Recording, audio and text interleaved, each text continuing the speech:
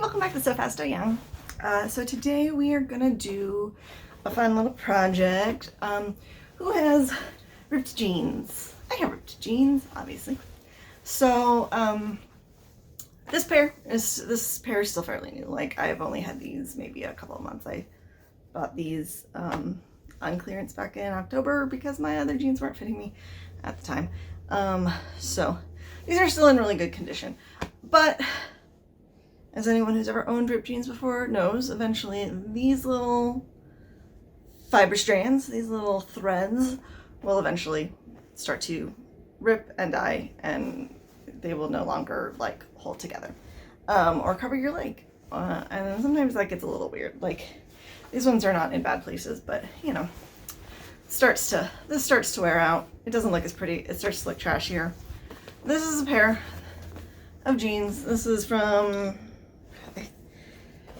I think it's a brand called Hydraulic, if I remember right. I think it's called Hydraulic.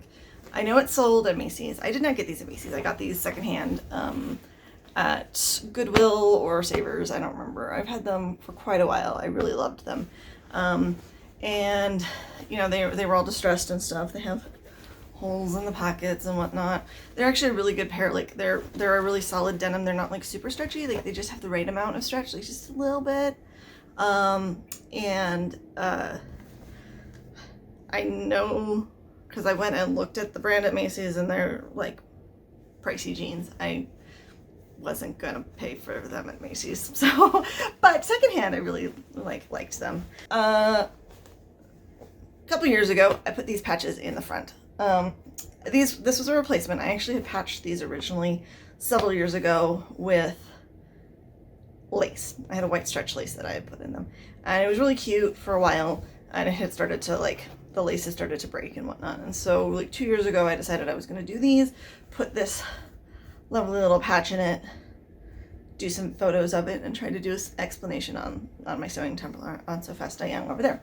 And I got a pretty good response, but I figured, well, I need to replace them again because the one on this leg, the brocade is not a very strong fabric. It has a tendency to shred. So this one is already starting to pull out, and this one I think also has a couple spots that are really close to pulling out, even though I serged them on the inside. So I'll show you. Inside, this is a big square that has some serging around the edge that I was hoping would keep the brocade happy for a while, and it did. Just not as long as I wanted. Let me see if I can show you the other leg. You can see right here the serging has pulled out. Like, the serging is actually still there. The serging is stitched down. The fabric has literally pulled out of the serging. So it's at the point that I just want to replace them. I wasn't super like thrilled with the brocade in the end. Like, I liked it, but it just, I don't know, it just wasn't so much me. So I got some black lace. This is actually the stuff I think I used in the Lydia hoodie, and so I have a little bit left over, so I'm going to take that, I'm going to take out these old patches and repatch them with that. And so I'll show you how I do that so that there's like video record of the process. It's a really great way to make jeans last longer. I'm a big believer in like mending things when I can. I have a pair of jeans, maybe that also might be a good video. I have a pair of jeans that I'm going to replace the like crotch area at some point, or reinforce it, because it's another pair that I really love that are falling apart. This pair like barely has any wear and tear in here. I mean, there's some, but it's not that bad. And it's probably why I like these pairs. Like, they've really held up. So maybe they are worth the price of paying for them at Macy's. Maybe. I don't know. But yeah. I mean, they're a nice plus size jean. I really like them. Like, they fit really well. They fit my body nicely. They've held up really well. Like I said, I'm pretty sure I got these, well, I've lived in Vegas like 6 years now. I probably got these 7 or 8 years ago, and they're still in really good condition. And I've changed out the patch a couple times. And when I originally got them, this was actually in really good condition. This had not, the threads had not disappeared from here yet in these holes. So they still had the threads. So I wore them for a couple of years, like shredded, like they started. And then I put in the white lace patches, and then I changed up to these. And so now I'm gonna put in black lace patches, and it's gonna be really exciting. So let's go do that.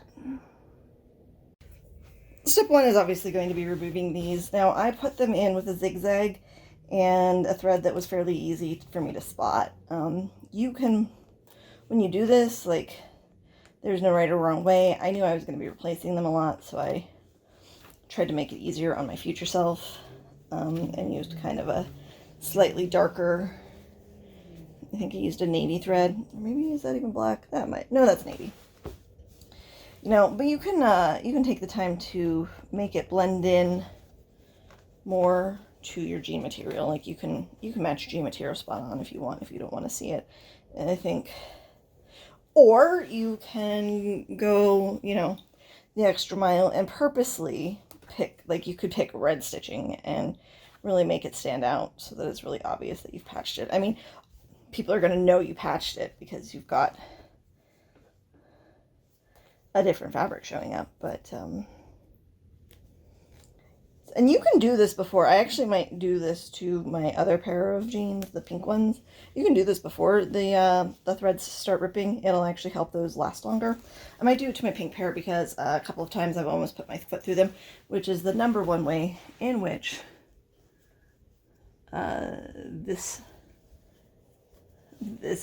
shredded jean like trend gets destroyed, is you accidentally stick your foot in it. Catch toes, whatever, like you're trying to be careful and your foot just goes into it and ends up pulling on the threads and breaking a few, and before you know it, they're just... Now the reason why I'm picking on this side and not on this side, I mean, I guess I could, but in some cases, it's going to be a lot harder for me to see, and it's also going to be a lot easier for me to accidentally catch the brocade material. Brocade, this like China brocade stuff in particular, usually has lots of floating threads and is really easy to come apart. Though I'm not keeping this fabric scrap, like I'm not keeping the patch in here, so it doesn't really matter. You also can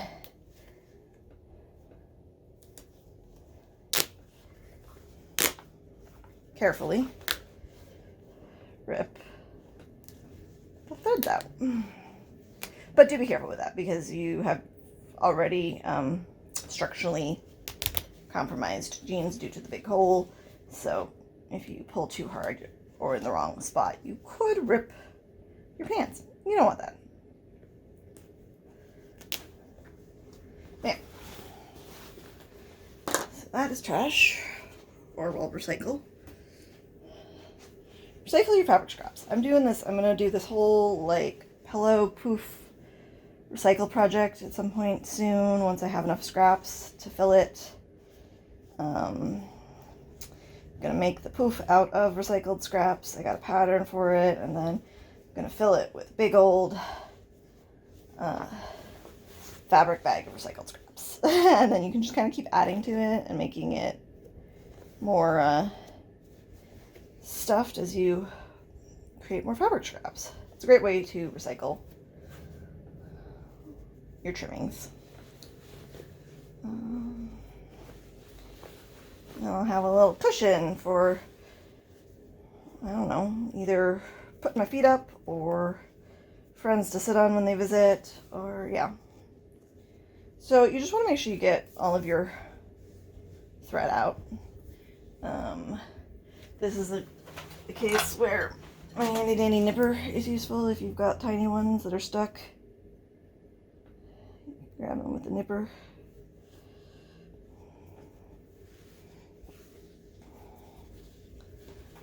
Check front and back just to make sure.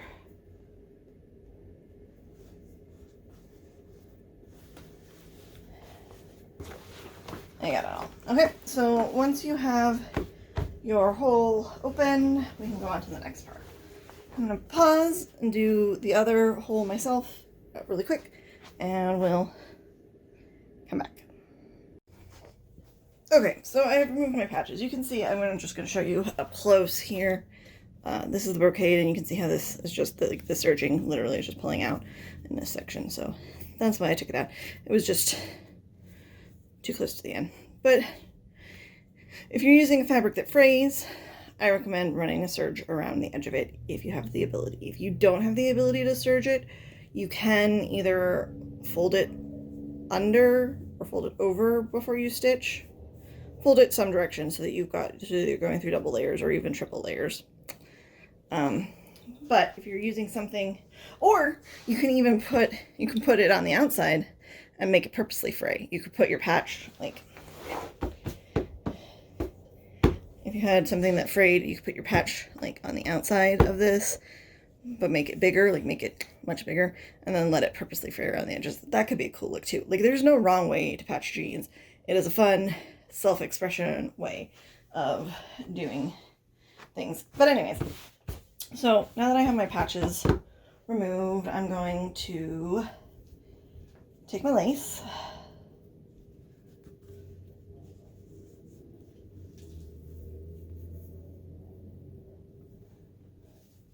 These jeans have like a little bit of stretch, but not a huge amount. So I do kind of want to make sure that I'm giving this just a smidge, like, but I don't need a lot of stretch. And I could totally do this with something non-stretch, as that brocade did not have stretch. So I'm going to lay it on top of my hole. Nice thing about jean, or nice, not lace, jean. Nice thing about lace is you can see through it. That makes it pretty easy, because then I can cut my patch. I like to go, I'm going to go about an inch bigger all the way around. Particularly this time with the brocade, I did not go big enough all the way around, and that was part of my problem. Just clean that bit off so that it's a nice square.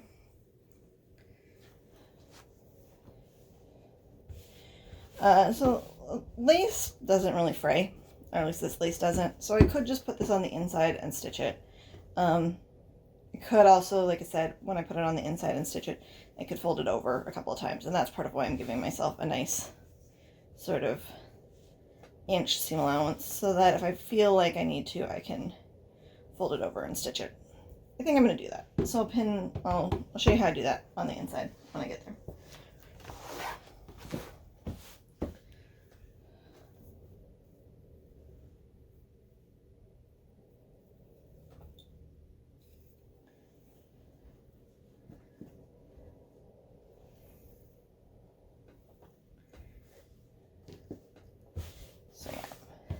This one isn't, you know, a perfect square or anything. I am probably just going to come up and make it a rectangle that goes in behind it. I might go in and trim, and again, when I'm stitching it in place, fold, but for this moment, I'm going to just cut it as a rectangle.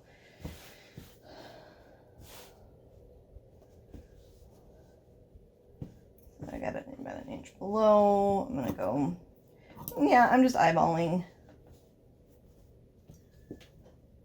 Doesn't need to be perfect.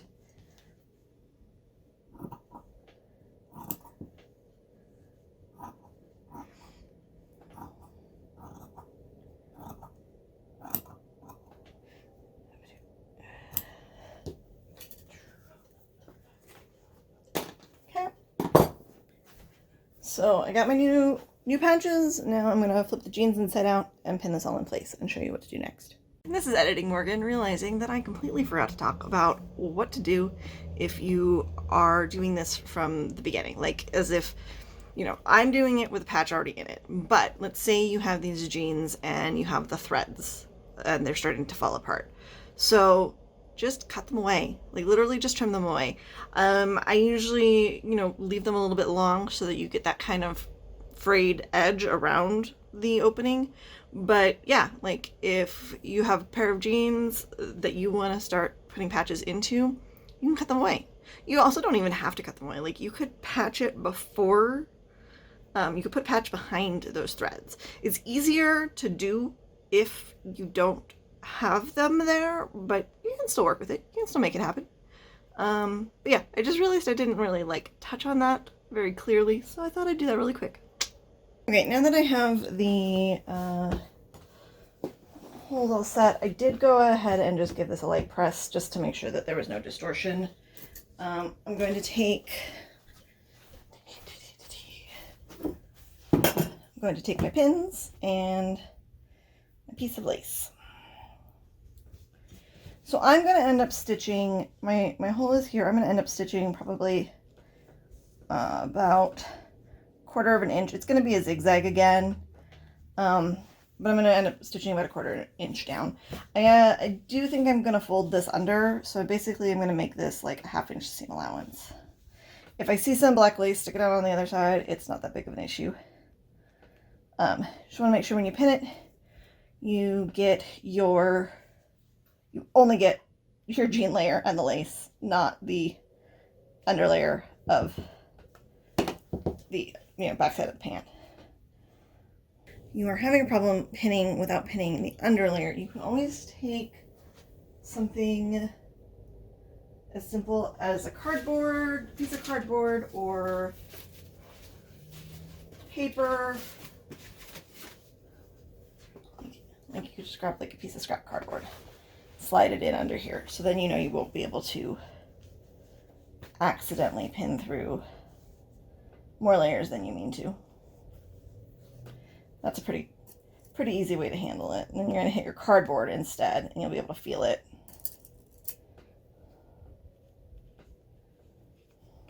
And you won't go through the other layer.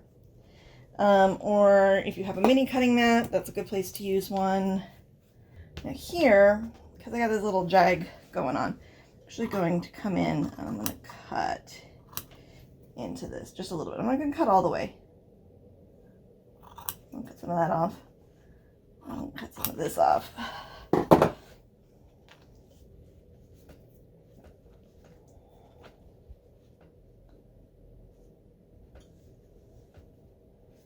I still left it intact tacked up close to the corner.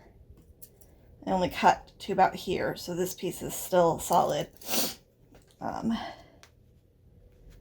you'll be able to stitch up to there and then pivot and then stitch over. And it will keep it nice and secure.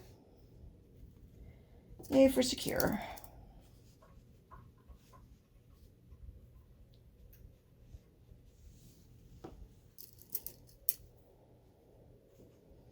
And you do want to pull this, like I don't want it super tight, like I don't want to like overstretch this too much, but you do want, you know, you don't want it loosey-goosey, basically.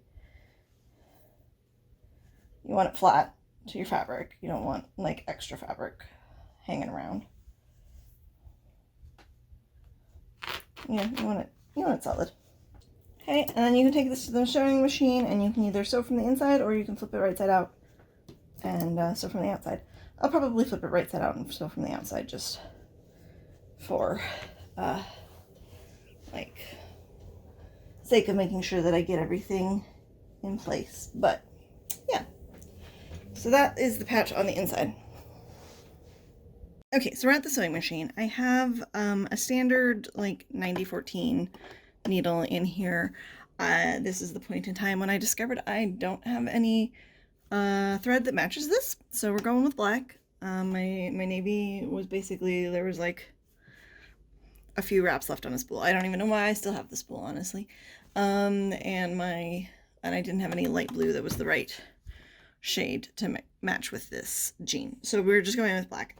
Like I said before, I don't really care. It's pretty obvious that it's being patched. Doesn't bother me to see the zigzags. So my machine is all set up with black thread. I've got it set on zigzag. So I've got my machine, the way that my machine sets up on zigzag. I don't have it all like on a huge zigzag. I have it kind of on a medium zigzag. And the stitch length is like a 2, 3. It's like 3. So you know, this doesn't have to be like super tight and secure. Just has to hold everything in place. So like I said, I've turned mine right side out again because I want to sew it from the right side of the fabric. I'm comfortable with that. I'm also going to sew over my pins, and I don't care what anyone else says. I've always sewed over my pins.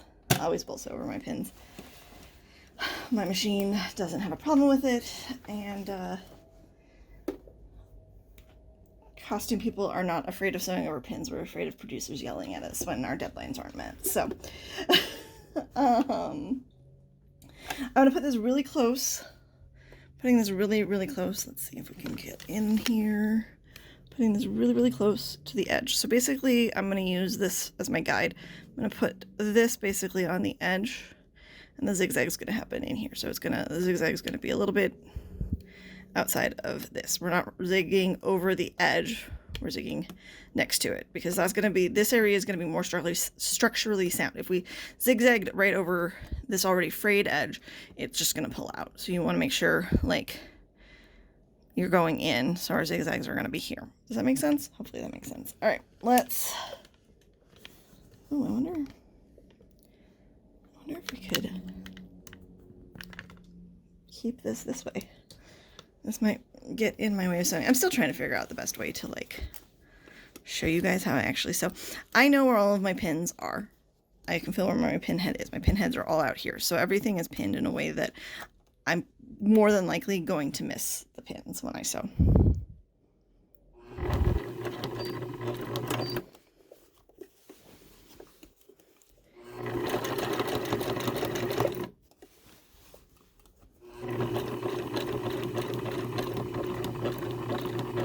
Especially because I'm doing big zigzag stitches. So we're going to come down here, and on this first corner, I'm going to go to the inside. I'm going to stop and lift and pivot everything. This takes a lot of like slow manipulation, especially if you have odd shaped holes, but it's worth it. And don't worry about if it catches these threads, they're going to come loose later.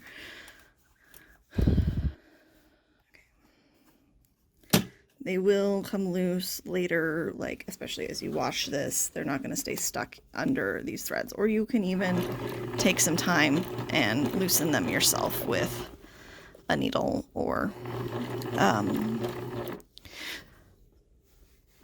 seam ripper. Okay, so when we get to this corner, so this is an outside corner, we're going to stitch past it, like 2 or 3 stitches, probably 2. But I want to make sure that when I pivot, my needle is on this side, so that we're pivoting, because we're going to pivot towards the fabric. And that's going to make that nice corner.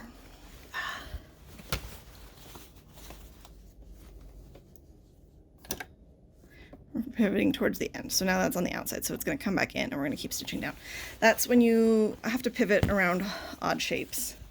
You really got to pay attention to where you're dropping your needle before you do the pivot. Okay. Take your time to get everything uncaught from the bottom. Okay. And then continue on.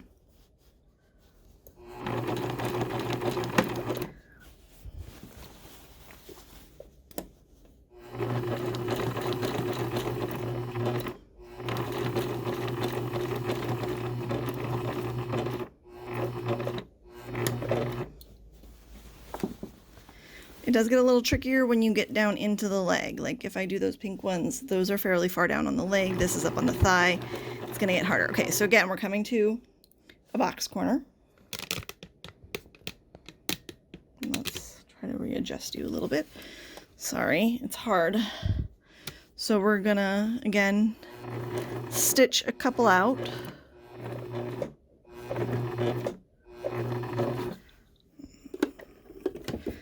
My needle back down there.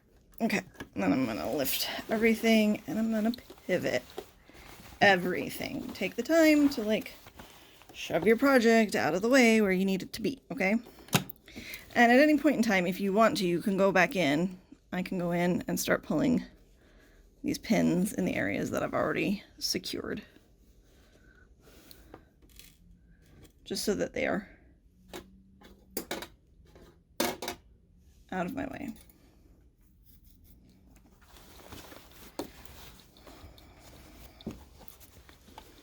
I like doing this on the top because then I can definitely see what the top, like, outside is going to look like. And that's kind of, but you could totally sew this from the underside if you felt more comfortable.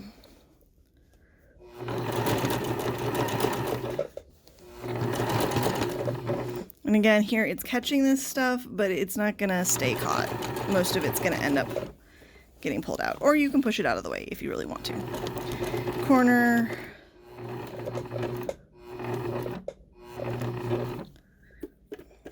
Oops, wrong knob. All right, put it down. I'm gonna rotate everything. I'm gonna go ahead and pull out these needles, pins. In here, there should be one I can feel right there that I can pull out.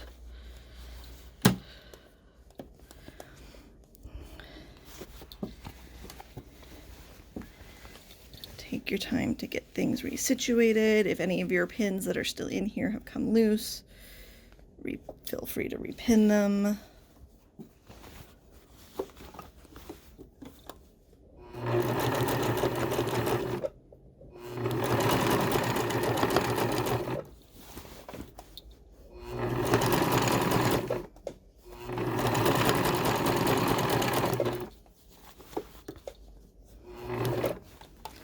Make sure you got all your layers out of the way underneath.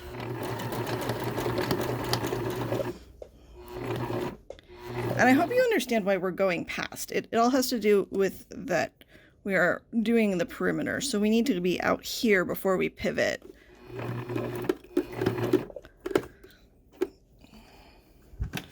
So that we're pivoting into the right stitching area.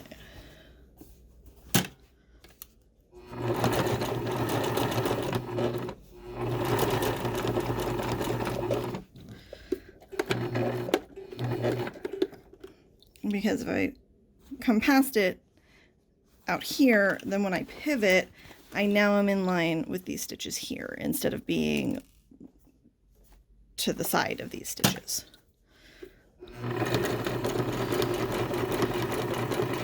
So I like to overlap my stitches. Overlapping my stitches is more secure than back stitching, in my opinion. I overlap and back stitch. And then you're going to very carefully work everything out of your sewing machine. Find all of your pins, because I heard at least one escape. Go back in, get all my pins out.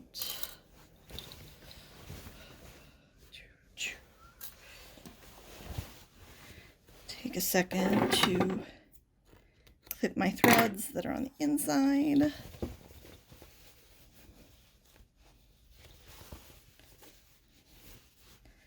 Double check that everything, that all of the edges caught the way you wanted them to.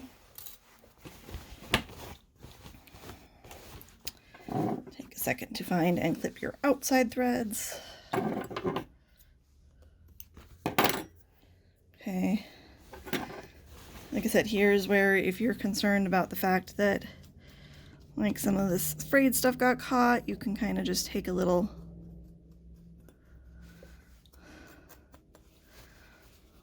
something sharp, kind of pull it up, fluff it up.